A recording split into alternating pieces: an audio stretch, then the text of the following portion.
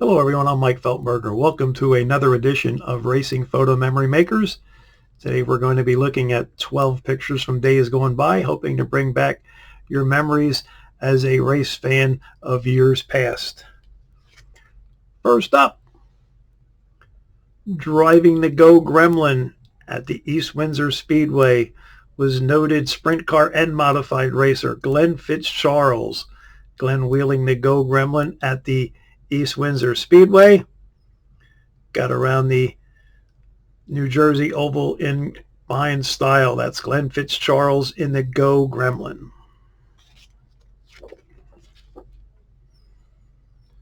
Wheeling the Kalen Gilbert number 10 fuel injected modified at the Reading Fairgrounds is Shorty Kirshner. Shorty had quite a career at the Reading Fairgrounds, driving a multitude of race cars. Here he is piloting the Kalen Gilbert number 10 through turn number 2 at the Reading Fairgrounds.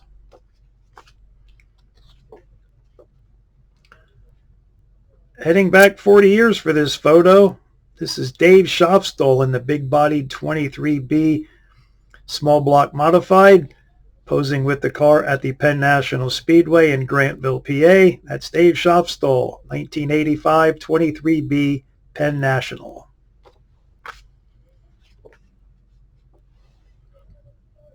The Wiley one, or the Tampa Terror, depending on how you want to look at it. Will Cagle aboard his self-owned number 24 coupe, fuel-injected coupe. Will always had something smart to say on his race car. This one had 427 sometimes painted on the hood of his 24 coupe, seen here in turn number 2 at the Reading Fairgrounds. One of the sharpest looking late model cars to ever take to the Reading half-mile oval was this 24 Pinto driven by Larry Oakes. Larry wasn't a winner at the Reading Fairgrounds, but you could always find him in the mix, finishing between 5th and 12th when the A main was over at the end of the night. Larry Oakes, the 24 Pinto.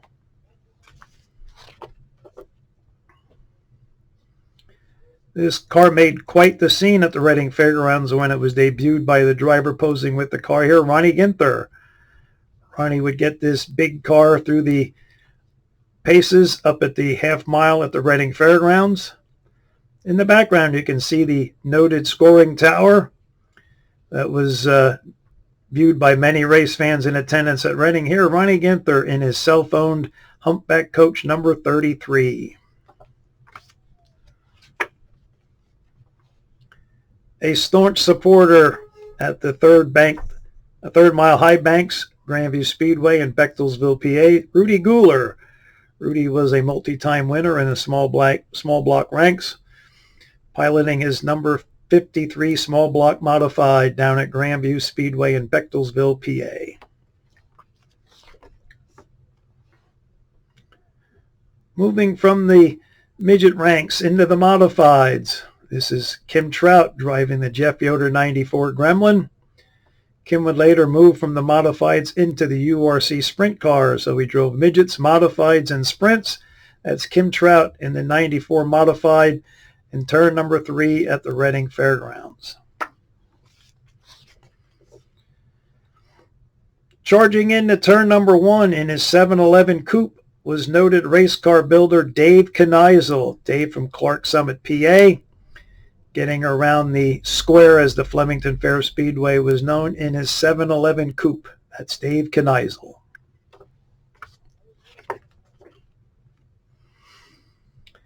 Having a brief career in the NASCAR ranks, Jeff Purvis, seen here in the number 15 Super Late model.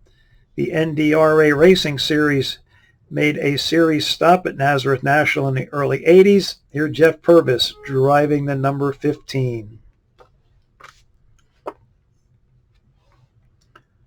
Starting his racing career in the sprint cars, then moving into the modifieds and putting quite a showing on as he won many races in the Bill Bryan number 16 among his other modified rides. But here is Gary Golub in the 45 URC sprint car at Grandview Speedway.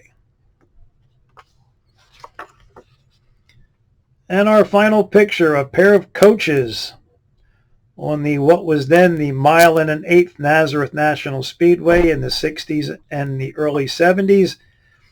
Bobby Botcher in the Ritter Kleintop 666 on the inside, being challenged by Leroy Amy in the number 27 coach on the outside. Wheeling at the 1.125 up at Nazareth, Botcher in the 666, Leroy Amy in the 27. That concludes our pictures for today. Hope everybody enjoyed them and bringing back some racing memories. Please like and subscribe and stay tuned for some more racing photo memory makers in the future.